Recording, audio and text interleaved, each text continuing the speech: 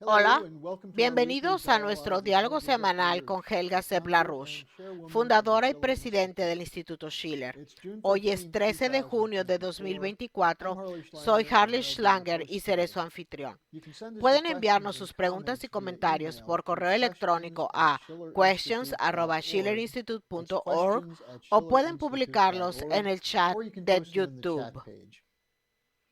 El Instituto Schiller patrocinó ayer una conferencia de prensa de emergencia en el Club Nacional de Prensa de Washington, D.C. El título era "El peligro de una guerra nuclear es real y hay que detenerlo". El enlace al video puede encontrarse en larushpub.com/Spanish. Los ponentes, además de ti, Helga, fueron Scott Ritter, que es muy conocido, el coronel Richard Black y el coronel Lawrence Wilkerson. Cada orador transmitió con cierta elocuencia y pasión que las políticas del gobierno de Biden hacia Rusia son provocadoras y muy peligrosas. La primera pregunta viene de un simpatizante de Colorado que escribe: "Felicidades por la conferencia de prensa de ayer. Es alentador ver que figuras respetadas como sus panelistas tienen el valor de acompañarla en una conferencia y hablar con valentía. ¿Ve esto como un cambio? ¿Crecerá hasta ser lo suficientemente grande como para cambiar la política del gobierno de Estados Unidos?" Bueno, creo que ha sido un primer paso importante. Creo que la aptitud de los ponentes, todos ellos con formación militar o en inteligencia.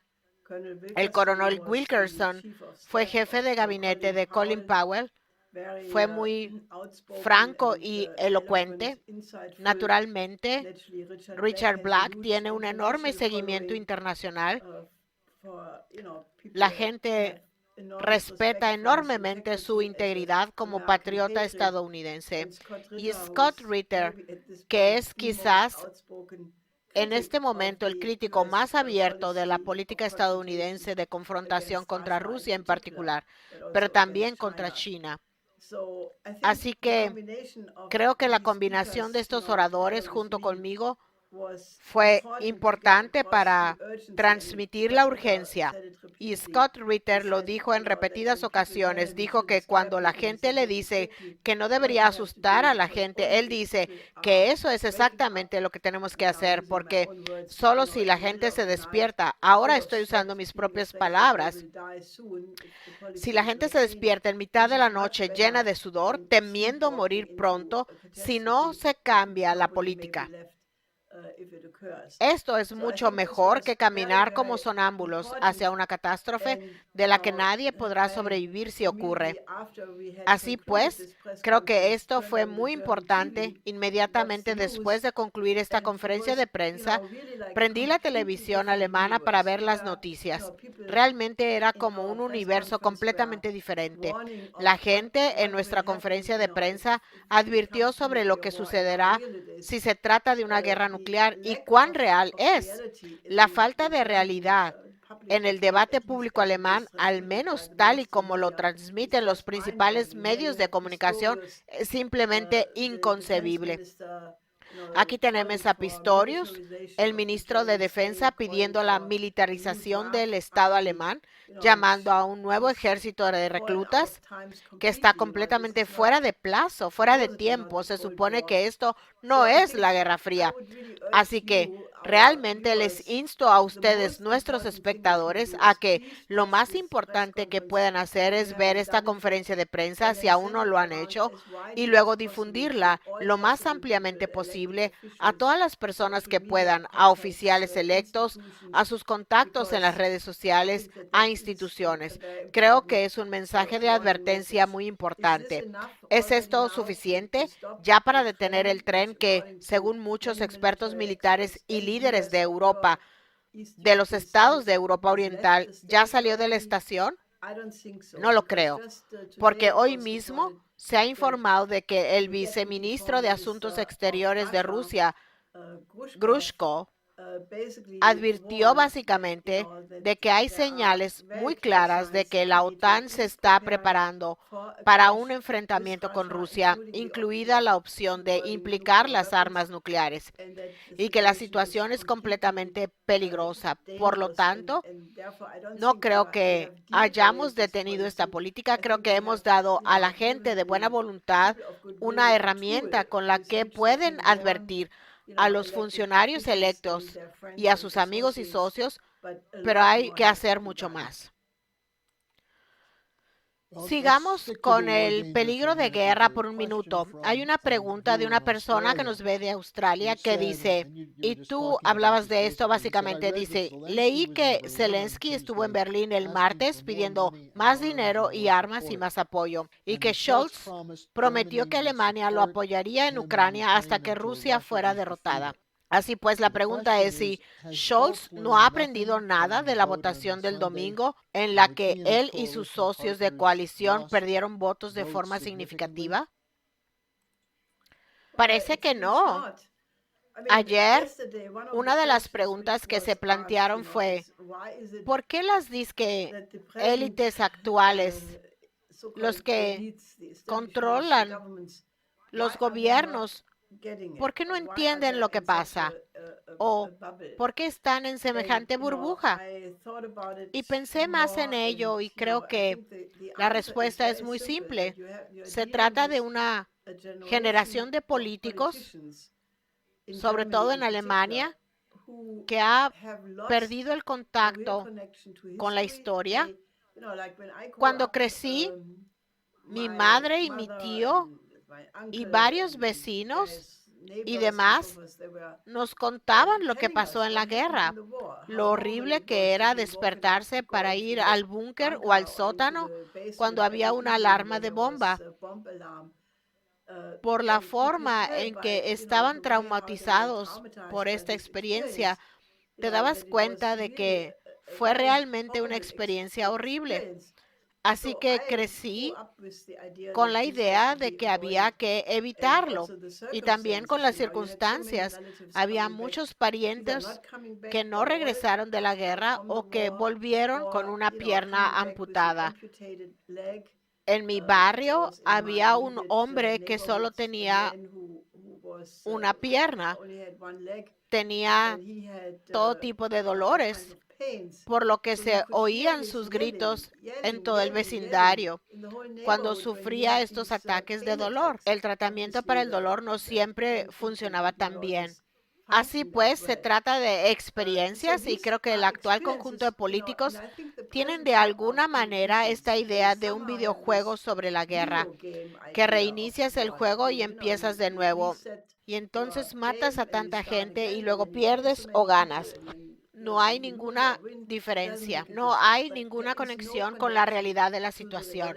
En Alemania en particular, y creo que en toda Europa, también se produjo el efecto de la reforma educativa con las reformas de la OCDE, Organización para la Cooperación y el Desarrollo Económicos, en 1970. El sistema educativo de Humboldt fue desechado y fue sustituido por una educación práctica más modernista.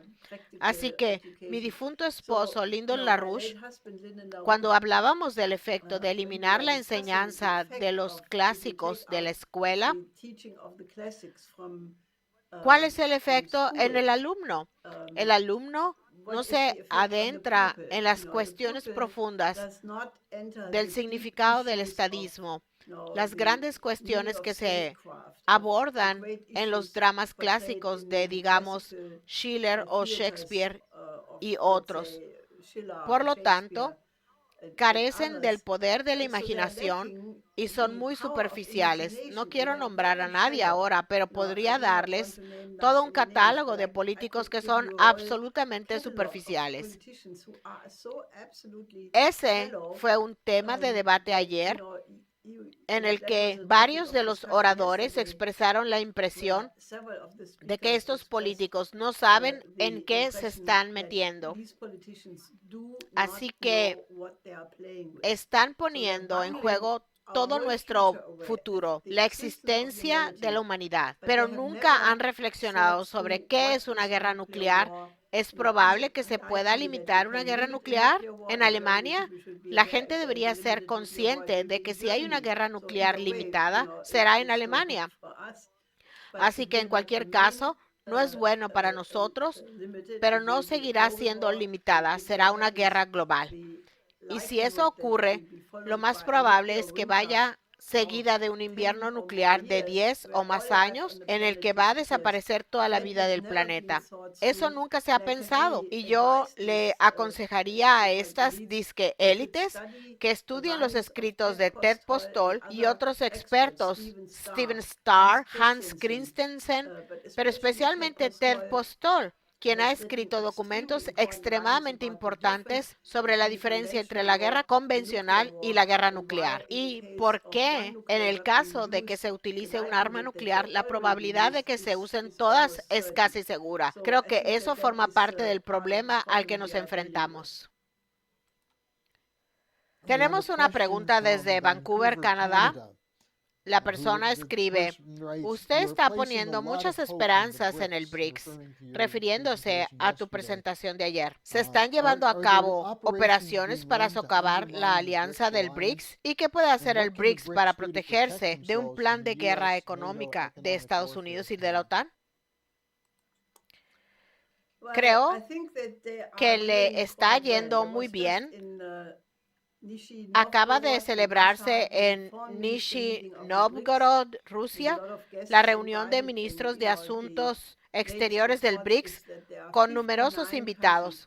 El último informe es que hay 59 países que han solicitado la adhesión, lo que sumado a los 10 que ya lo son, supondría entre 69 y 70 países. Así que, mientras que la capacidad de las instituciones financieras internacionales para dirigir la guerra sigue siendo obviamente muy grande, como vemos en el caso de Argentina, que se ha quedado fuera totalmente del BRICS por un presidente de dudosa reputación al tomar el cargo tal persona, pero también los ataques a Egipto, un enorme esfuerzo para alejar a Arabia Saudita del BRICS para que haga un acuerdo con Israel más centrado en Estados Unidos.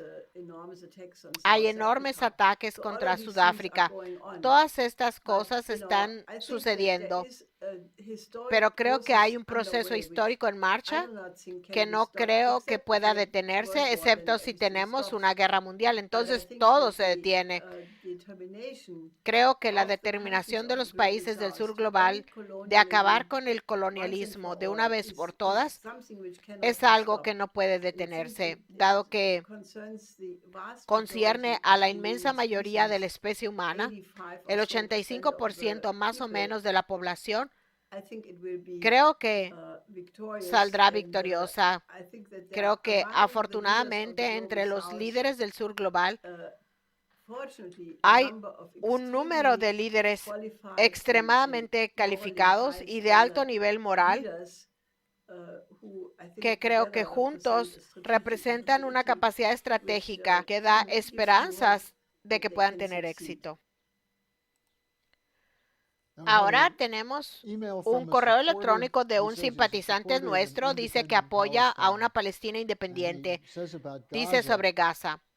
El acuerdo de paz que Biden dice que hizo Israel, que Israel todavía no ha dicho que apoya, es el tema del último viaje a Oriente Medio del secretario de Estado Blinken. ¿Cree Blinken que los sauditas aceptarían un acuerdo de paz sin el reconocimiento de un Estado palestino viable?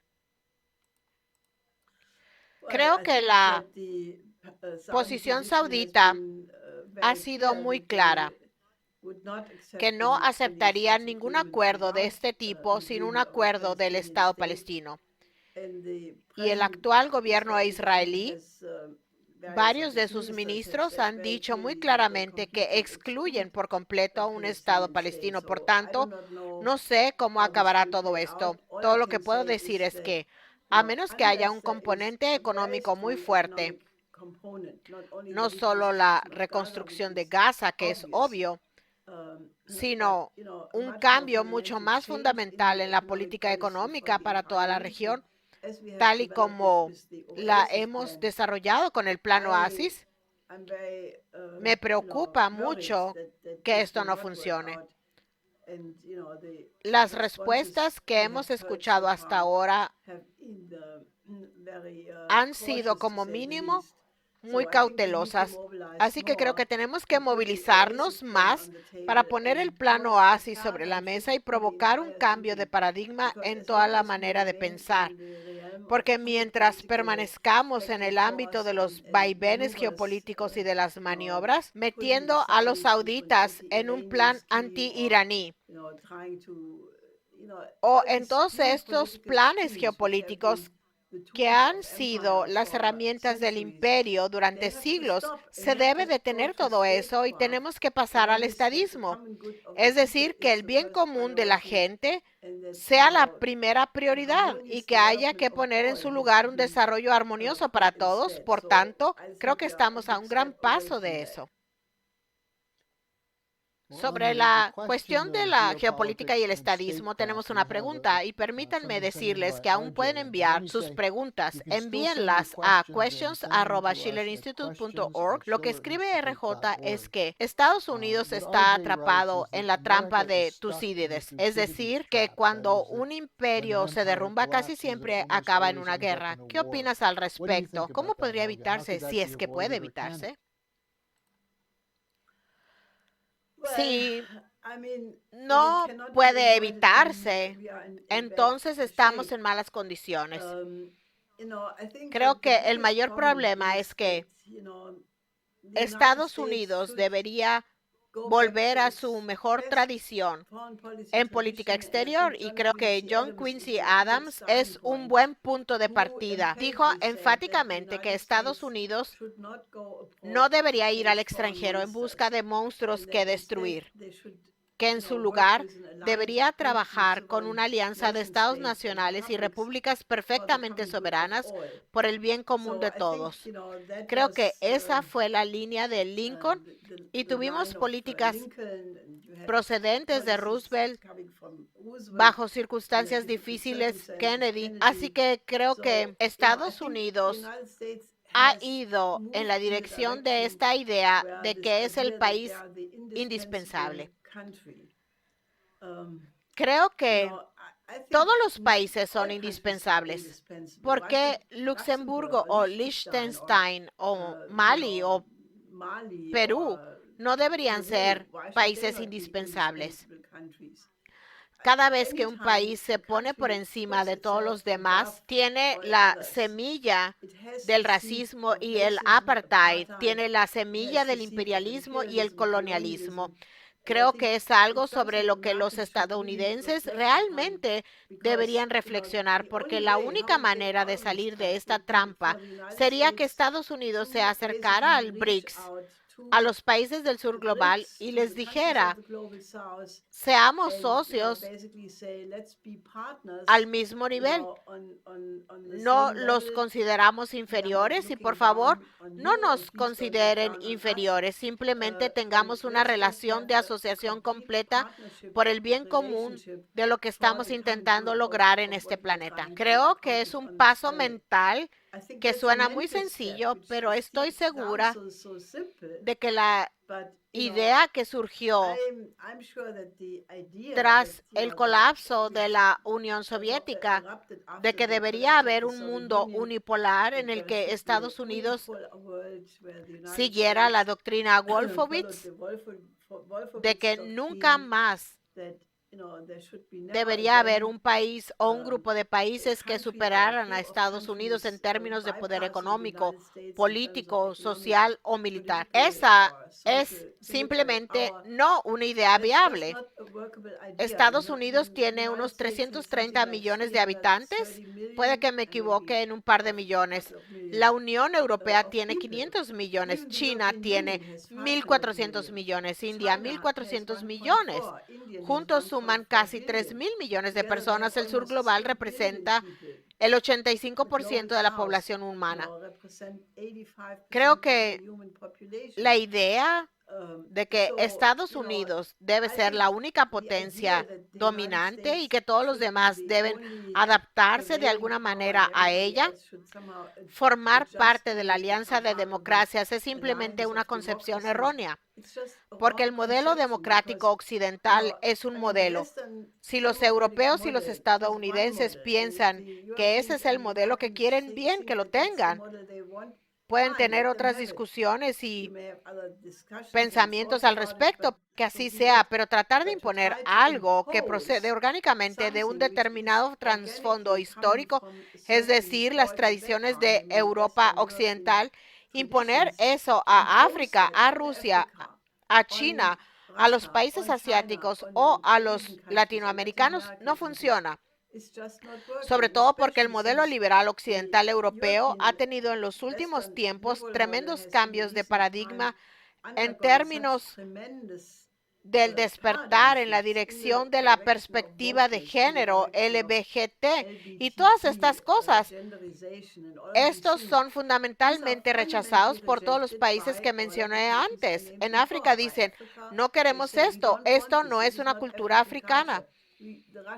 Los rusos dicen, esto va en contra de los fundamentos mismos de nuestra tradición cristiana ortodoxa. Los chinos dicen, ¿qué tiene que ver esto con nuestra historia y el confucianismo? Así pues, creo que deberíamos aprender a respetar el otro sistema social y si lo hacemos, puede que incluso descubramos que podemos aprender algo de estos sistemas, porque la belleza de la familia humana de pueblos y naciones es que todos hemos aportado algo único y en conjunto nos hace más ricos. Si tratamos de descartar todo lo que no encaja en nuestra talla única, nos estamos privando de la riqueza de nuestra civilización. Lo que acabas de describir es la base de la diplomacia. Se buscan intereses comunes y se intenta llegar a un acuerdo. No parece que vaya a ser así en la conferencia que se celebrará próximamente en Suiza, convocada esencialmente por Zelensky para apoyar el disque plan de paz ucraniano. Tenemos una pregunta de una persona de Brasil que dice, China y Brasil habían decidido inicialmente no asistir a la reunión de paz de Zelensky en Suiza. Ahora parece que van a ir. ¿Sabe usted qué ha cambiado? No, no estoy al tanto de estas discusiones, obviamente, pero me imagino muy bien que los chinos y los brasileños están observando este proceso en curso con la situación de Ucrania, que cada día es más desesperada. La absoluta falta de sentido común de los europeos occidentales. Se acaba de celebrar una conferencia en Berlín sobre la reconstrucción de Ucrania. La guerra continúa. ¿Cómo se puede reconstruir algo que sigue siendo territorio de guerra? Desgraciadamente, lo que se ve es que se está planeando mucha producción militar. Quieren convertir a Ucrania en un centro de producción de plantas de tanques, de todo tipo de municiones.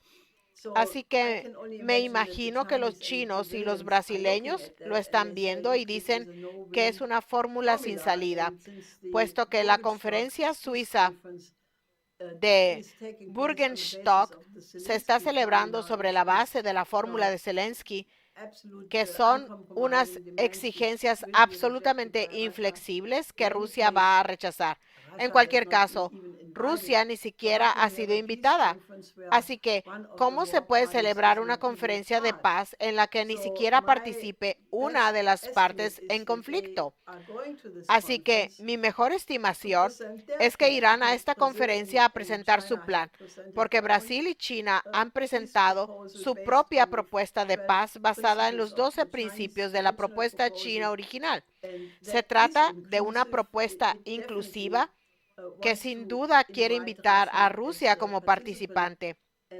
Solo puedo imaginar que expondrán su posición en los términos más enérgicos, intentando que tengan sentido para los demás delegados. porque la propuesta china es la más realista y si Lula y Brasil la apoyan, pueden estar seguros de que el sur global en general también lo hará. Así que celebro que hayan tomado esta decisión y que hagan entrar en razón a los demás participantes. Tenemos aquí una pregunta de Estados Unidos. Dice así, Biden tiene un plan para recaudar 50,000 millones de dólares en un préstamo para Ucrania, respaldado por los activos que le congelaron y robaron a Rusia. Se supone que va a presentar esto en una reunión del Grupo de los 7 que se inaugura en Italia, creo que mañana. La pregunta es, ¿pueden salirse con la suya? ¿Es algo que pueden hacer sin crear confusión en el mundo, basándose en la idea de que se puede robar dinero y luego utilizarlo como base para un pago? Eso me recuerda a la trampa atrapamonos de Malasia. ¿Cómo se atrapa a un mono en Malasia? Tienes una jaula con una nuez adentro y un agujero en la pared de la jaula para que el mono pueda meter la pata por el agujero y coger la nuez. Pero el agujero es de tal tamaño que solo cuando no tiene la nuez en la mano puede pasar por el agujero. Pero una vez que el mono agarra la nuez, la mano es demasiado grande, así que cuando el mono intenta sacar la mano con la nuez, se queda atascado y no puede sacar la mano. Ahora bien, como el mono es avaricioso y quiere tener la nuez, no se le ocurre que debería soltarla y más bien salvarse de quedar atrapado. Creo que esa es más o menos la imagen que tengo cuando escucho este tipo de debate, porque obviamente es la política más miope y más tonta que puedas imaginar. La primera vez que se produjeron estas confiscaciones de más de 300,000 millones en activos rusos por parte de Estados Unidos, pero principalmente por los bancos europeos.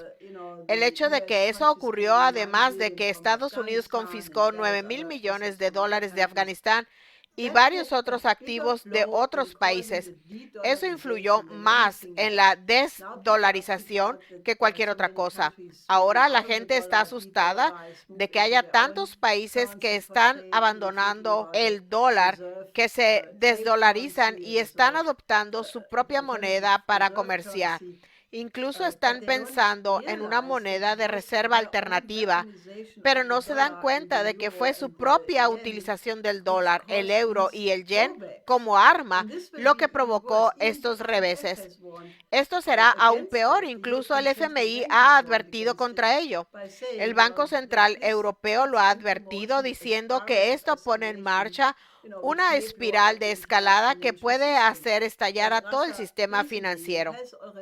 Rusia ya ha anunciado recientemente que tomará contramedidas recíprocas, que embargará los activos de los bancos europeos, de los bancos estadounidenses dentro de Rusia. Queda por ver cuál será realmente el efecto de esto, pero no será un buen resultado. Así que suelten la trampa del mono malayo si quieren salvar su sistema. Muy bien, tenemos un comentario y una pregunta más. No sé si todavía hay más preguntas. El comentario es de Rich Runner 52, que escribe, demasiada gente sigue conectada de alguna manera a la órbita decadente de esta anglosfera, lo que impide conceptualizar la crisis en su totalidad. Así que pregunta si tienes algún comentario al respecto. Aquí está la otra pregunta, es de un simpatizante en Texas que dice, hay un dicho tejano que dice que alguien con un gran ego a menudo abarca mucho y poco aprieta. Dice que él opina que Macron se está presentando como el nuevo De Gaulle. Te pregunta si tienes algún comentario sobre lo que está pasando.